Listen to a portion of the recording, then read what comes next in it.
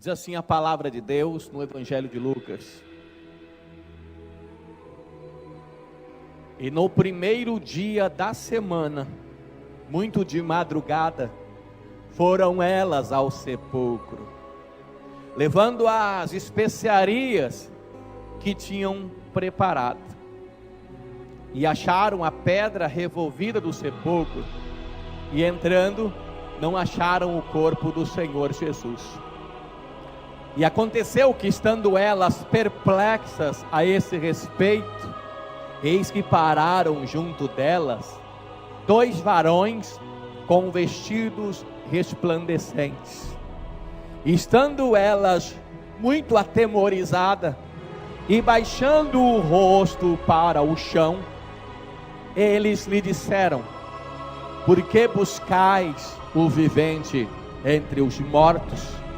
Ele não está aqui, ele ressuscitou. Amém, graças a Deus. Ele não está aqui, disse o anjo, ele ressuscitou. Ore comigo, diga: Senhor, fale comigo agora, toca o meu coração com a tua palavra. Amém, graças a Deus. Nós lemos no Evangelho de Lucas, no capítulo 24, onde registra um dos maiores acontecimentos da história, que é a ressurreição de Jesus Cristo. Nós estamos hoje numa semana muito especial. Estivemos aqui sexta-feira. Sexta-feira foi um dia em que as pessoas usam para recordarem, para se lembrarem do sofrimento de Jesus lá na cruz do Calvário. E como nós falamos aqui na sexta-feira, sobre a sexta-feira de dor, a sexta-feira de sofrimento, a sexta-feira de agonia, mas nós também falamos que a nossa vida, a nossa história e a nossa trajetória não para na sexta-feira de dor, ela não para na sexta-feira de sofrimento. Na verdade, a nossa história continua, porque depois da sexta-feira vem o sábado. Na sexta-feira Jesus sofreu, na sexta-feira Jesus morreu, na sexta-feira ele foi sepultado. Foi um dia de angústia, um dia de sofrimento, os céus se enegreceram, foi um dia difícil, e as pessoas choraram, sofreram muito. Mas veio o sábado, e o sábado foi um dia apenas de silêncio. O sábado foi um dia de silêncio, mas enquanto havia silêncio, o Senhor estava trabalhando, porque nós chegamos ao domingo. Algumas pessoas, por serem apenas religiosas, elas param nessa sexta-feira. A vida de algumas pessoas é uma eterna sexta-feira de sofrimento, de dor, mas não é esse o projeto de Deus para o homem. O sábado de silêncio antecedeu o domingo de ressurreição, o domingo em que Jesus Cristo ressuscitou. Então esta semana nós lembramos da dor, do sacrifício, do sofrimento de Jesus, mas culminando com a tua ressurreição, e tudo que aconteceu em toda a trajetória do nosso mestre, foi para nos ajudar, foi para nos ensinar, e foi para nos instruir a caminharmos em uma vida diferente. O preço que Jesus pagou lá na cruz, a morte de Cristo, Filho de Deus, foi para que eu e você hoje não tivéssemos mais que morrer. Você sabia que não existe morte para aqueles que estão em Cristo Jesus? Ele disse: eu sou a ressurreição e a vida, quem crê em mim, ainda que esteja morto, viverá, e aquele que vive não vai morrer para sempre, porque Jesus Cristo é a vida, e nós estamos falando de vida eterna. Quando falamos de vida, falamos de vida eterna. Você pode viver 70, 80, 100 anos, mas é apenas uma fagulha daquilo que Deus tem para nós, referindo-se à eternidade. Mas eu queria falar um pouco hoje sobre essa trajetória de Jesus, sobre a caminhada dele e alguns lugares em que ele foi passando, em que o seu sangue foi sendo derramado, Em nenhum lugar foi em vão, porque em todo momento em que o sangue de Jesus Cristo é derramado, a vitória do povo está estabelecida. Eu não sei se você sabe, mas a Bíblia diz na Epístola aos Tessalonicenses, capítulo 2, versículo 23, que o homem é composto de 3 elementos principais e essenciais. O homem é composto de espírito, alma e corpo. Espírito, alma e corpo. O corpo é a matéria, é o exterior, é o que você vê de uma pessoa. O corpo, ele vai chegar um momento que não vai existir mais. Agora a alma é o entendimento, a nossa emoção, o nosso intelecto, a nossa consciência. E o espírito é o verdadeiro eu, o homem que foi criado por Deus, que vai viver a eternidade com Deus. E o sacrifício de Jesus na cruz é tão suficiente que ele abrange os 3 elementos do ser humano. Nós vemos que em determinado momento, chegando um instante em que Jesus sabia, ele se fez carne, habitou entre nós. Algumas pessoas acreditam e acham que quando Jesus estava aqui, ele era um super-homem, ele era Deus. Não, ele se fez carne e habitou entre nós, para dar legalidade, para pagar o preço em nosso lugar. Ele tinha que ser como nós, ele tinha necessidade, ele tinha fome, ele tinha sede, ele poderia pecar, ele foi provado, ele foi tentado como homem, mas ele venceu tudo para que eu e você pudéssemos ter direito hoje a uma vida vitoriosa. E como homem, Jesus sabia do plano, do projeto de Deus, ele sabia daquilo que Deus tinha preparado, e conforme ia se aproximando o momento difícil, o momento que seria terrível, que seria a hora da morte no Gólgota, no lugar chamado Caveira, lá na cruz. Quanto mais ia aproximando esse momento, Jesus ia instruindo os discípulos, ia ensinando os discípulos, mas quanto mais chegava perto como homem, a agonia, a Bíblia diz que Jesus em alguns momentos ficou em agonia, quando ele ora com os discípulos no jardim do Getsêmani. A Bíblia diz que ele ensina os discípulos a orar. E qual era a oração de Jesus no Getsêmani? Qual foi o pedido principal de Jesus Cristo lá no Getsêmani? Foi esse: Pai, se possível for, Pai, se possível for, passa de mim este cálice. Mas a que cálice Jesus estava se referindo? O cálice era a hora amarga da morte na cruz. O cálice era o momento do sofrimento, da agonia, da dor, que ele sabia que estava para passar. E a oração de Jesus Cristo era tão intensa, diz a Bíblia, ele orava de forma tão intensa lá no Getsêmani, que o seu suor se transformou como gotas de sangue que caía ao chão. E nós podemos, algumas pessoas, alguns historiadores dizem que a referência bíblica era que o suor dele, de oração, de agonia e dor, era como parecia gotas de sangue. Mas até mesmo na medicina, embora seja raro, é explicado que em um momento de agonia, de sofrimento terrível, a pessoa pode derramar sangue ou suar pelos seus poros.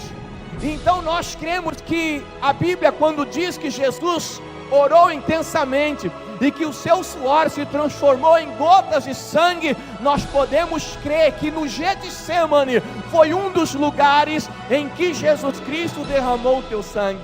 Mas quando ele derramou o sangue no Getsêmani, eu pergunto de novo, o que ele estava pedindo para Deus? Ele estava pedindo para que, se fosse possível, passasse aquele cálice amargo da cruz, da morte, do sofrimento. Mas você pode perceber que quando Jesus fala, se possível for, mas ao mesmo tempo ele diz assim: Senhor, mas seja feito a tua vontade. Ou seja, para Jesus, o mais importante era que a vontade de Deus prevalecesse e fosse estabelecida. Então ele ora pedindo, se possível for. E hoje, quando eu olho para essa passagem, e quando eu olho para Jesus orando, e eu percebo que ele estava em um momento difícil, e você lê o texto, você vai ver que era um momento de agonia, era um momento de dor, era um momento de sofrimento, e ele disse: se possível for, Senhor, passa de mim esse cálice, essa é a minha vontade agora, mas o importante é que a tua vontade seja feita. Nós podemos entender então que o sangue derramado no Getsemane, quando nós nos colocamos na presença de Deus, também nos dá poder para vivermos a vontade de Deus. O homem, ele automaticamente tem dificuldades. Todo homem tem fraquezas. Todo ser humano tem fraquezas.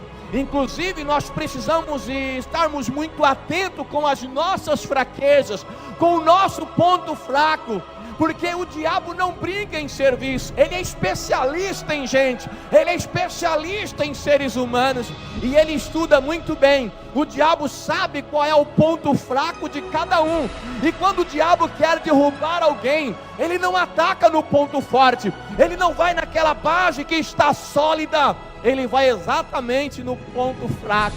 Qual é a sua fraqueza? Qual é o problema que você tem dificuldade para vencer? Que talvez hoje você está tendo dificuldade para vencer. Talvez você tenha orado, tenha colocado diante de Deus e não tem conseguido. E isso tem trazido a você sentimento de culpa, e às vezes a angústia, a depressão por causa do peso na consciência.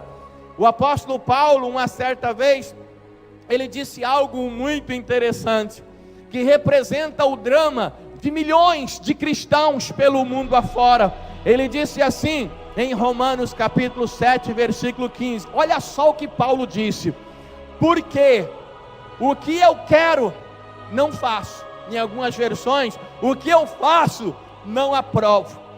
Mas o que eu quero, não faço. Mas o que eu não quero, isso eu faço. O que eu aborreço, isso eu faço. Ou seja, ele estava dizendo que ele queria fazer algumas coisas, que ele sabia que era certo, mas tinha dificuldade em fazer. E algumas coisas que ele não queria fazer, ele acabava fazendo. Esse é um problema sério na vida dos cristãos hoje em dia. E muitas pessoas têm colocado a sua vida diante de Deus, desejando viver uma nova vida, mas o velho homem tem estado a todo momento para tomar frente novamente. O velho homem vai estar sempre em uma luta constante para aparecer, para pôr as suas garras, para vencer você novamente. E as pessoas nas suas fraquezas, elas têm dificuldades. A pessoa, quando não tem Deus, ela não tem liberdade. Você já ouviu algumas pessoas dizendo assim: olha, eu não quero ser cristão, eu não quero ser evangélico, ou eu não quero ser crente, como algumas pessoas falam. Por quê? Porque crente não pode nada. Eu acho essa palavra interessante, como que o inimigo, ele consegue enganar, iludir e confundir as pessoas. Bom, se eu não sou cristão, ou se eu não sou crente, como as pessoas costumam dizer, eu sou livre, eu posso fazer qualquer coisa, quando na verdade é o contrário. Só pode fazer qualquer coisa quem é livre em Cristo Jesus. Olha só como é diferente. O alcoólatra, ele quer dizer não para a cachaça, mas ele não consegue porque ele está preso. Você acha que aquele pai de família que às vezes recebe um salário no final do mês, e quando chega em casa já não tem basicamente quase nada, porque ele passou nos bares da vida e o dinheiro foi ficando pelo caminho? Aquele pai de família que já tem agora o seu casamento sendo destruído por causa do vício do álcool, que tem a sua vida toda deteriorada, a sua saúde prejudicada. Será que este homem não tem um pingo de consciência para dizer assim: chega de bebida, agora eu vou cuidar da minha família, do meu casamento, da minha saúde, agora basta, chega? Ele tem essa vontade e ele quer, mas ele não consegue. Por quê? Porque ele está preso em um vício, em uma dependência. Agora, quando o homem, ele recebe Jesus como teu Salvador, uma das coisas que ele recebe em Cristo é a liberdade. A Bíblia diz assim, João 8,32, conhecereis a verdade, e a verdade vos libertará. E o mesmo capítulo de João, capítulo 8, versículo 36, diz: se pois o Filho vos libertar, verdadeiramente sereis livres. Então, quando a pessoa recebe Jesus como Salvador, ela então é livre. Aí ela é livre de todo mal.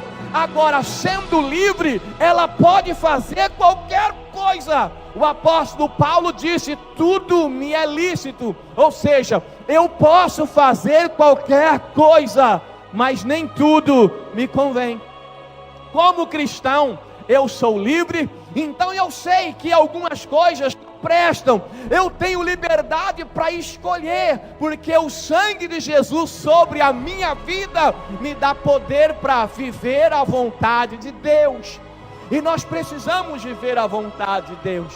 Eu sei que você tem sonhos, eu sei que você tem projetos, eu também tenho sonhos, eu também tenho projetos, mas nunca deixei de orar dessa forma: Senhor, faça a tua vontade. Nunca deixei de colocar diante de Deus as minhas vontades, mas todavia seja feito a tua vontade. E nós precisamos orar dessa forma e nos submetermos à vontade de Deus, para que nós possamos vencer as nossas fraquezas e para que nós possamos viver uma vida segundo a vontade de Deus. O sangue derramado no Getsemane nos dá poder para viver a vontade de Deus. Se alguma coisa na sua vida ou alguma fraqueza você não tem conseguido vencer, coloque debaixo do sangue de Jesus, coloque-se aos pés da cruz, coloque-se na presença de Deus. Se a natureza humana, que é mais forte do que muitas pessoas pensam, muitas pessoas acreditam que podem vencer a sua natureza humana, enquanto ele vai acreditando, muitas vezes ele está caminhando para o abismo. Todas as pessoas que caíram, que deixaram a sua fé, que se afastaram de Deus, elas diziam: calma, eu sei o que eu estou fazendo. Fica tranquilo, eu sei o que eu estou fazendo. E agora estão perdidas, sem Deus, e muitas vezes sem esperança e sem força para retornar. O sangue no Getsemane me dá vontade, me dá força para viver a vontade de Deus. Diga comigo assim: o sangue derramado lá no Getsemane me dá poder para fazer a vontade de Deus.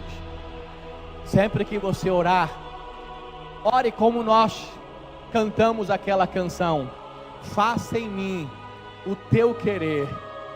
Faça, Senhor, o que está no teu coração em minha vida. Pastor, mas eu tenho tantos planos. Você já está cansado de ouvir que os planos de Deus para a sua vida são melhores do que os seus próprios planos. Se você viver a vontade de Deus, dias felizes e dias abençoados, dias de vitória, é o que você vai viver. A Bíblia diz em Lucas 22:44, e posto em agonia, orava intensamente, e o seu suor tornou-se em grandes gotas de sangue que corria até o chão. Nós vemos também que Jesus, preso, a humilhação que ele passou, falamos um pouco, o sofrimento que ele enfrentou, e um dos seus sofrimentos chegou quando algumas pessoas, zombando dele, diziam assim: você não diz que é rei? Você não diz que é rei? E mesmo Jesus tendo declarado: eu sou rei, mas o meu reino é eterno, não é desse mundo, daqui eu não sou. Jesus não estava falando de um reino político, ele estava falando do reino dos céus. Mas mesmo assim, na hora da angústia, de humilhação, fizeram uma coroa de espinho e colocaram na sua testa. Diz assim a Bíblia em Mateus 27:29, e tecendo uma coroa de espinho, puseram-lhe na cabeça, e em sua mão direita uma cana, e ajoelhando diante dele, zombavam dele, dizendo: salve, ó rei dos judeus. E cuspindo nele, tiraram-lhe a cana e batiam-lhe com ela na cabeça. Olha a humilhação.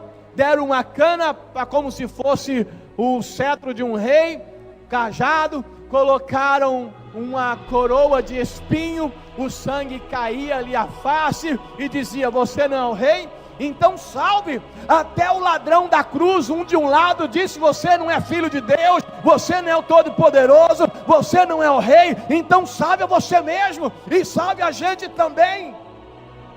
Pegaram a cana e com a mesma cana batiam na cabeça dele, cuspiam nele, batiam na cabeça, cuspiam nele e zombavam dele. Quando nós olhamos para a Bíblia, desde o Jardim do Éden, nós entendemos que biblicamente o espinho simboliza o quê? O espinho simboliza maldição. Quando a Bíblia fala em espinho, ela fala em maldição. Hebreus 6:8 diz assim: mas ao que produz espinhos e abrolhos é reprovada, e perto está da maldição, e o seu fim é ser queimada. Gênesis 3:18, quando o Senhor dá uma sentença a Adão e Eva, por causa do pecado deles, Deus pronunciou a seguinte sentença, Gênesis 3:18, espinhos, olha o espinho aí, espinhos e cardos também te produzirá, e comerás a erva do campo. O espinho, ele simboliza a maldição na Bíblia. Então, quando o sangue é derramado na coroa de espinho, nós podemos então entender, e nós podemos então tomar posse, e nós podemos então dizer, e nós podemos então declarar que este sangue derramado na coroa de espinho nos livra de toda maldição. Quando nós falamos que o sangue no Getsemane nos dá poder para fazer a vontade de Deus, vontade, emoção, intelecto, a cognição, nós estamos falando de alma, mente. Mas agora, quando nós falamos do espinho e da maldição, a maldição ela se instala no espírito do homem. Então nós estamos falando de espírito, alma, espírito. E quando o sangue é derramado através dos espinhos, nos dá poder para viver uma vida livre de maldição. O sangue de Jesus, assim como lá no livro de Êxodo, quando o Senhor instituiu a Páscoa, diferente de hoje, Páscoa com chocolate, Páscoa com coelho, Páscoa com tudo que se oferece hoje. A Páscoa foi instituída lá no Velho Testamento, no livro de Êxodo, quando o povo ainda era escravizado no Egito. Deus então deu libertação ao povo. E a palavra Páscoa vem do hebraico e do grego, ela tem o mesmo significado, que para nós é passagem. Páscoa é passagem. Então, ela iniciou quando Deus enviou a praga definitiva sobre o Egito, em que o anjo da morte passaria sobre todos, e aquele que tivesse o que Deus havia mandado, aquele que tivesse obedecido a Deus, matado o cordeiro sem mancha, o cordeiro maculado, e pegasse o sangue, colocasse nos umbrais da porta, quando o anjo da morte passasse, o sangue protegeria aquelas pessoas. E quando o anjo passou, só ouviu gritos, choros, pessoas morrendo, os primogênitos morrendo em cada casa do Egito, mas entre o povo hebreu não havia morte, porque o sangue nos umbrais da porta protegiam eles. E eles então receberam a libertação. Pastor, mas ovo de Páscoa, chocolate, qual que é a comida da Páscoa? Se você quer realmente se alimentar de forma correta, eles comeram a carne do cordeiro que Deus havia ordenado nos rituais certos que Deus havia ordenado, pães asmos e ervas amargas. Por que ervas amargas? Porque depois Deus instituiu a Páscoa e pediu para que o povo, uma vez por ano, isso já lá no Velho Testamento, no início de tudo, uma vez por ano vocês vão comer e vão se lembrar. A erva amarga é para você se recordar do sofrimento, da angústia, da dor, da escravidão, e saber que agora vocês são livres, é para lembrar do que passou, para poder agradecer. Pastor Sidney pode dizer você, mas eu não estava lá, eu não tenho nada com essa escravidão do Egito. O que significa a Páscoa para mim hoje? A Páscoa para você hoje significa a mesma coisa. Você não era escravo no Egito, mas a Bíblia diz que sem Deus o homem é escravo do mundo das trevas.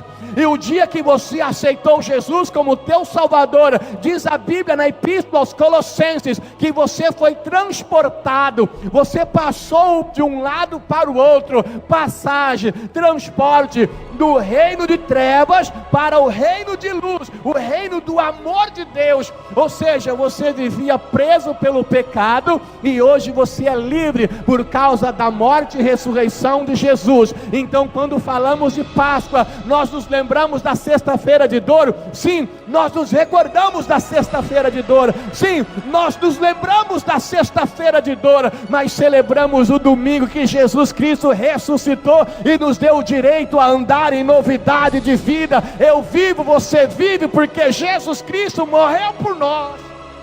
O sangue derramado no espinho, espírito, maldição, nos dá poder para vivermos livres da maldição. Quem está debaixo do sangue de Jesus, diz a Bíblia, nenhuma condenação há para aqueles que estão em Cristo Jesus. Olha que maravilha. O sangue também foi derramado. Em todos esses momentos que eu estou dizendo, são momentos de dor, de agonia. Olha só esse momento em que o sangue foi derramado. Mateus 27, 26. Então soltou-lhe Barrabás. Falamos sexta-feira um pouco sobre isso.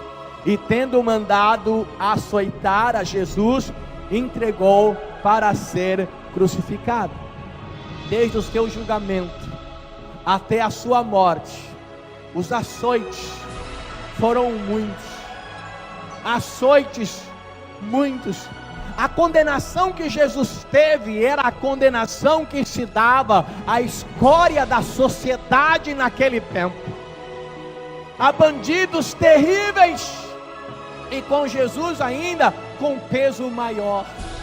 Os açoites, às vezes nós olhamos e vemos alguns filmes da crucificação de Jesus, e algumas pessoas ficam tristes só de ver, alguns choram só de ver. Imagina o que realmente aconteceu. Segundo os historiadores, os açoites, os chicotes que os algozes usavam, esse chicote era feito de couro. Na ponta ele ramificava vários pedaços de couro, e na ponta de cada pedacinho de couro era colocado alguns metal ou ossos de carneiro. Então era como, imagina assim, várias pontas, como se fosse uma vassourinha. Quando ele batia, ia em cima o chicote. Quando batia nas costas do condenado, o chicote batia nas costas. Só ao pegar nas costas era uma dor terrível, mas aquela parte que sobrava, vamos dizer assim, parecendo uma vassourinha, batia nas costas, ela grudava na barriga, e os ossos que tinha na ponta entrava na pele, e quando puxava, arrancava sangue, arrancava carne, arrancavam peles. Os historiadores dizem que na 10ª chicotada, os condenados começavam a rogar pragas. Alguns perdiam até o seu juízo de tanta dor. Era gritos e pragas e xingamentos. Mas Jesus Cristo, diz a Bíblia, como o cordeiro mudo, ele foi ao matadouro. Ele tinha um propósito. Ele estava lá por alguém muito importante. Ele estava lá por alguém muito especial. Eu não sei se você sabe quem era este alguém especial por qual Jesus Cristo estava lá. Esse alguém era eu. Diga, esse alguém era eu. Todo o sofrimento de Jesus lá na cruz era por mim. era por você, é para que nós tivéssemos a nova vida, é para que nós não precisássemos sofrer. Ele pagou o preço para que nós pudéssemos viver em vida e vida com abundância. E o sangue derramado nos açoites, o profeta Isaías chama aquelas chagas de pisadura, e ele diz: pelas suas pisaduras nós fomos sarados. Escute, acompanha comigo. Getsemane, vontade de Deus, alma. Coroa de espinho, espírito. Maldição, livramento, espírito, alma e espírito. E os açoites, chagas, pisadura, por ela nós somos sarados. Corpo, cura, há poder no sangue de Jesus para purificar a tua alma, para renovar a tua alma, para livrar o teu espírito de maldição e para curar o teu corpo de qualquer tipo de enfermidade. O que Jesus conquistou na cruz, diz uma antiga canção, é direito nosso e é nossa herança. Nós precisamos entender isso. Nós precisamos conhecer e tomar posse. O sangue derramado nos açoites nos dá poder para sermos curados, sermos livres de doença e do mal, diz a Bíblia. Doença e do mal. Quando Jesus enviou os 12 discípulos, diz assim Mateus 10, versículo 1: e chamando os seus 12 discípulos, deu-lhes poder sobre os espíritos imundos, demônios, para os expulsarem e para curarem toda a enfermidade. Diga, para curar toda a enfermidade. Diga bem forte, e todo mal. Mas espera aí, toda enfermidade, todo mal? Mas a enfermidade já não é o mal? Não, por isso que a Bíblia especifica, para curar toda a enfermidade e o mal. A enfermidade é quando a pessoa fica doente, por uma questão, vírus, bactérias, micróbios. As pessoas ficam doentes, enfermas, obrigado, por questões e causas naturais, por alimentação errada, por várias razões, por questão de genética, por várias razões a pessoa pode ficar doente. Mas além da doença, temos o mal, que é a enfermidade na alma, que é enfermidade no espírito, que é enfermidade espiritual. É aquela pessoa que fica doente, mas por causa de um mal, que não se trata com remédio. Aí só o poder do nome do sangue de Jesus para poder curar.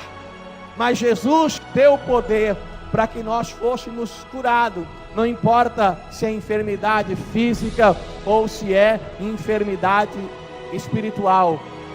Sangue derramado para nos abençoar nosso espírito, na nossa alma e no nosso corpo.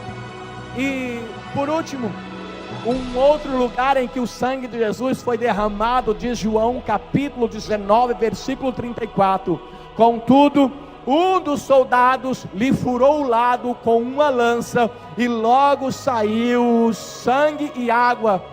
Esse momento Jesus já estava na cruz. A coroa de espinho, o sangue já estava no seu rosto. Os açoites, o sangue estava em todo o seu corpo. E agora, furado do seu lado, o sangue caía do seu corpo. Das suas mãos, cujo prego bateram, o sangue era derramado das suas mãos. Os seus pés que foram pregados no madeiro, o sangue também derramava dos seus pés. Obrigaram Jesus a colocar a cruz nas costas e levar até o lugar da condenação. Ele, enquanto carregava a cruz, recebia açoite e teve que levar a cruz. Tudo bem que em determinado momento do caminho pegaram um homem chamado Simão para ajudar, porque ele já não suportava tanto o peso daquela cruz. A cruz era feita de quê, pastor? De madeira. Mas o problema não era só o peso da madeira. O que Jesus Cristo carregava naquela cruz não era apenas o peso de uma madeira, era o peso do seu pecado, era o peso do seu mal, era o peso do meu pecado, era o peso dos nossos erros. E o sangue derramado lá na cruz do Calvário nos dá poder para vivermos livres do pecado. Porque se tem uma coisa que no Velho Testamento separava o homem de Deus, era o pecado.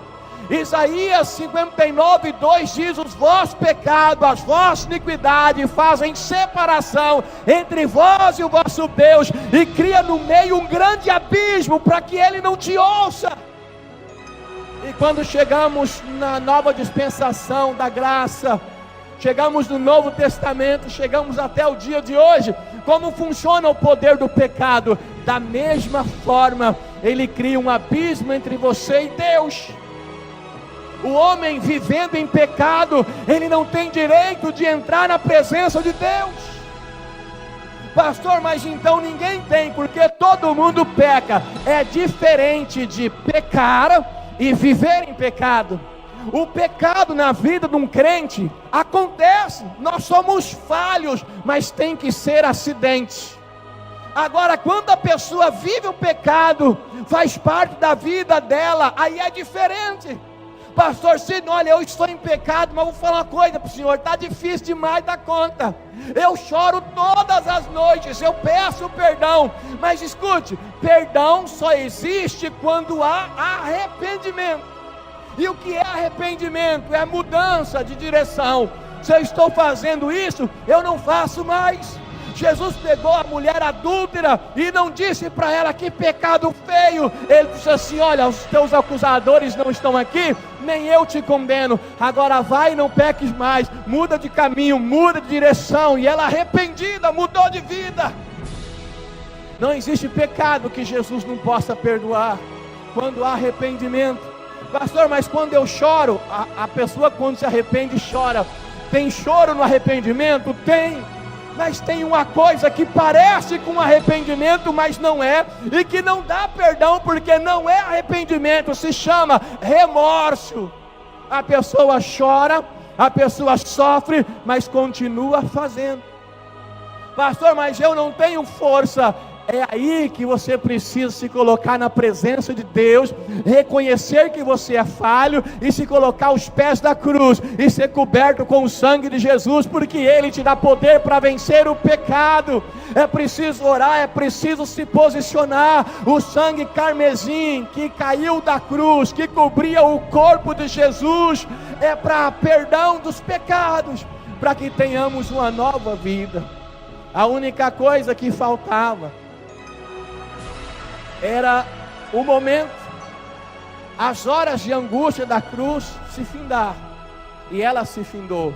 A Bíblia diz que por volta do meio-dia houve escuridão sobre a face da terra. Quando a agonia e a angústia era tão grande que fez Jesus Cristo gritar: Eloi, Eloi, lama sabachthani, Deus meu, por que me desamparaste? Mas espera aí, Deus desamparou Jesus? No momento de maior sofrimento, de angústia e dor, Ele grita: por que me desamparaste? O sofrimento de Jesus na cruz não era a vontade do Pai, assim como não é a vontade de Deus o teu sofrimento, mas era necessário por causa de você. Irmãos, o maior amor do mundo você tem, é Jesus. Eu li não sei aonde, se foi no Face, se foi no Instagram, alguma coisa assim. Você queria que alguém morresse de amor por você? Está aí, Jesus morreu de amor por você. Ele pagou um preço muito alto, diz a Bíblia Sagrada. Não foi dinheiro, não foi prata, não foi ouro, mas foi o teu sangue. Sangue é vida, foi a sua vida entregue na cruz do Calvário. Naquela sexta-feira de agonia e dor, chegou o momento que Jesus olha para os seus algozes, e ele não estava furioso, ele sabia que tinha um plano de Deus. Antes de morrer, Jesus salva o ladrão que estava do lado dele. Quando diz: Senhor, eu creio em ti, o ladrão disse: eu te aceito como meu Salvador. Pastor, não está escrito isso na Bíblia? Não. Quando ele disse: Senhor, lembra-te de mim quando entrares no teu reino, ele estava aceitando o reino de Deus, assim como um dia você aceitou. Jesus estava desfigurado, tamanho sofrimento, tamanha dor, nem parecia o mesmo homem lá no madeiro, ensanguentado, machucado, sofrendo perto da morte. Mas eu costumo dizer que uma coisa em Jesus não havia mudado, mesmo em tamanho sofrimento: o seu olhar de amor. Ele olha para aquele bandido e diz assim: ainda hoje você estarás comigo no paraíso. Olha que amor. Ele olha para aqueles que haviam ferido ele, aqueles que zombavam dele, e naquele momento ele reúne forças para fazer a sua última oração, e ele disse: Pai, perdoa eles, porque eles não sabem o que fazem. Que homem fantástico foi Jesus! Na hora da morte, na hora da angústia, na hora da dor, ele ainda estava preocupado com os seus algozes. Ele estava preocupado com o sofrimento daqueles que o fizeram sofrer. Irmãos, diz uma canção bem antiga: se isso não for amor, não há estrelas nos céus. Se isso não for amor, o oceano secou. Se isso não for amor, o que é? Não tem como. O amor de Deus por nós é além da nossa compreensão. Eu não mereço, você não merece, não fizemos nada para merecer, mas Ele simplesmente nos amou. Você é amado de Deus. Você é amado por Deus. É um amor que nos constrange, é um amor que nós não conseguimos entender na sua grandiosidade. É um amor imensurável, não tem como medir. É o amor de Deus por você. E Jesus, então, depois de tudo isso, disse assim: Senhor, Pai, está consumado. E neste momento, Jesus Cristo abaixa a sua cabeça e morre. Que cena triste, que cena de dor. E quando Jesus morre, era só choro, sofrimento. E um homem com uma condição política, um senador chamado José de Arimateia, pleiteia o corpo de Jesus e coloca em um túmulo que ele tinha, um túmulo ainda não usado, escavado em uma pedra, e é liberado a ele. E Jesus Cristo é crucificado. Sexta-feira de dor. Todos nós passamos por uma sexta-feira de dor na vida. Escute, você já não passou por um momento em que você chorou, em que parece que puxaram, parece que arrancaram o chão de debaixo dos seus pés, você não sabia o que fazer? É uma sexta-feira de dor na vida, todo mundo passa. Mas você também já chegou num sábado de silêncio. Sabe aquele momento que você ora e parece que Deus não ouve? Você ora e parece que não tem resposta. São fases na vida que nós passamos, mas na sexta-feira de dor que você passou, eu tenho certeza, Deus estava lá com você. Ele via o seu sofrimento, o seu choro pela madrugada, mesmo que ninguém tivesse visto. Ele via, Ele vê, Ele viu e colhe as suas lágrimas no seu odre, diz a palavra de Deus. O choro pode durar uma noite inteira, mas a alegria vem ao amanhecer. O sábado de silêncio, que parece que ninguém responde, tem horas que parece que está tudo em silêncio, mas eu sempre digo, quando o céu está em silêncio, o céu pode ficar em silêncio. Apocalipse diz que fez silêncio no céu meia hora, e meia hora de Apocalipse é um tempo que não ao nosso relógio. Mas enquanto os céus fazem silêncio, os seus habitantes estão trabalhando, e os anjos de Deus estão trabalhando ao teu favor. Mesmo que se não houver resposta, meu irmão, à tua oração, creia na palavra de Deus, e ela diz que o anjo do Senhor acampa ao redor daqueles que o temem e livra do mal. Deus tem livrado você, Deus tem protegido você, a tua casa e a tua família. Se você tem orado e parece que Deus não responde, continue orando, porque Ele está ouvindo a tua oração. Ele está guardando e protegendo você, e muitas coisas você tem sido guardado por causa da tua oração. Pastor, mas tem hora que eu oro e não sinto nada. Irmãos, oração é fé. Fé não é sentimento. Fé é simplesmente acreditar. Quando você orar e sentir um calafrio, quando você orar e sentir um arrepio, quando você orar e sentir vontade de chorar, quando você orar e sentir vontade de falar em mistérios com Deus, aleluia por isso. Mas se algum momento você orar e não sentir nada, e até sentir que Deus não está ouvindo também, aleluia por isso, continue orando, porque Deus está ouvindo a tua oração. Não é o sentimento que define a nossa vida, a nossa fé. Fé é crer, é prosseguir, é continuar. Mas nós lemos que domingo pela manhã, bem cedo, algumas mulheres foram ao túmulo de Jesus. Olha que passagem bonita. Foram ao túmulo de Jesus. Segundo o ritual que elas tinham, chegaram lá e elas ficaram assustadas, porque a pedra que estava posta na boca do túmulo havia sido removida. E elas ficam assustadas.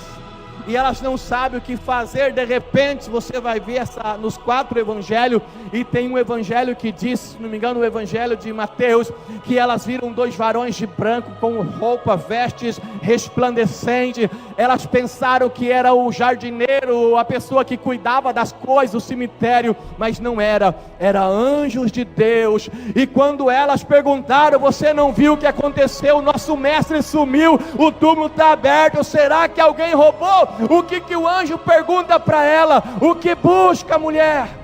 O que você está buscando aqui? Certamente ela responde: estou buscando o meu mestre Jesus. E ele disse: então por que você está buscando os viventes entre os mortos? Ele não está aqui, ele ressuscitou.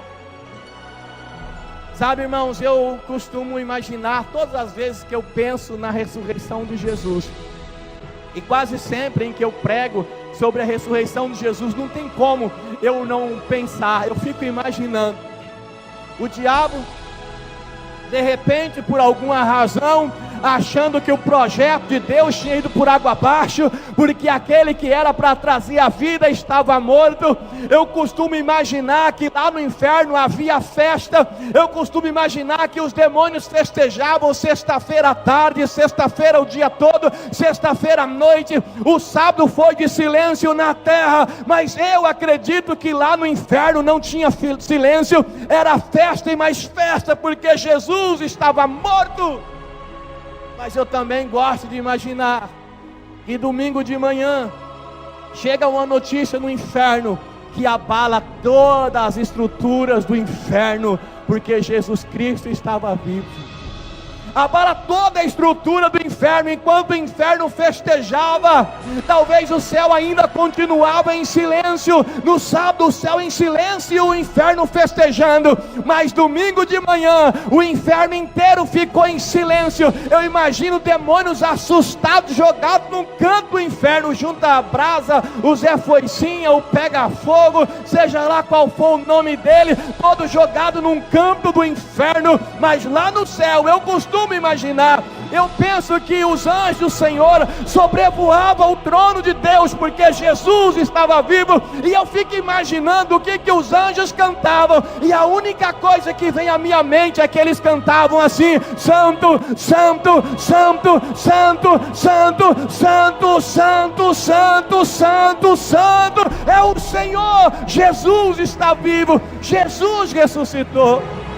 Sabe, irmão, hoje nós estamos aqui porque Jesus morreu por nós, e nós também podemos cantar Santo, Santo, Santo, porque Ele ressuscitou por mim e por você. Hoje é dia de Páscoa, é dia de ressurreição, é dia de vida. Nós passamos da morte para a vida, nós temos hoje uma nova vida. Você tem essa nova vida.